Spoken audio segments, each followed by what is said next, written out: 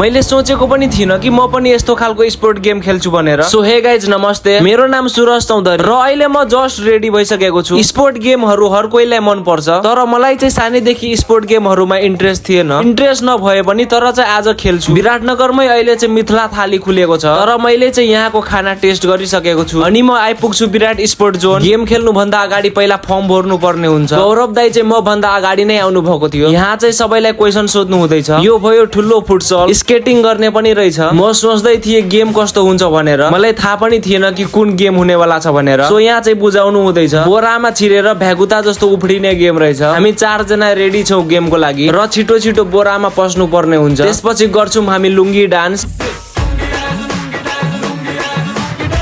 गेमको लागि 4 जना रेडी छु। भ्यागुता जस्तै उफ्रिँदै गेम जित्नु पर्ने हुन्छ, तर मेरो बडीले साथ दिएन। वेट धेरै हुनुको कारणले झन्डै लडिन। बडीलाई एक्टिभ राख्नलाई एक्सर्साइज गर्नुपर्छ, जे कि म अहिले त्यही गर्दै छुइन। म त लास्ट भइसकेर अब जजहरूको पालो। हारे पनि सबैलाई सानो सानो गिफ्ट। यो भयो विराट स्पोर्ट जोनको 50% क्यासब्याक। आइसक्रिम खाएर हामीले निस्किनु पर्ने हुन्छ। उहाँ चाहिँ शङ्कर दाई, नेपदेशी कसले कसले चिन्नुहुन्छ। हामी कुराकानी गर्दै निस्किँदैछु। हुन त मजा पनि आयो, तर खुट्टा दुखिरहेछ। रुम आएर गिफ्टहरू हेर्दैछु। मलाई लाग्यो खानेकुरा हो कि भनेर सुँग्दै थिए, तर दिया रहेछ। कपी चाहिँ काम लाग्ने भयो मेरो छोराछोरी पढ्नलाई। त्यसपछि जान्छौँ हामी एल्बम सिलेक्सन गर्न। यस्तो ठाउँमा आइहाले कि चारैतिर बिस्किटै बिस्किटहरू छ। अनि आजको मिनी भ्लग यति नै रहेको छ। लाइक गरेर फलो पनि गरिदिनु होला।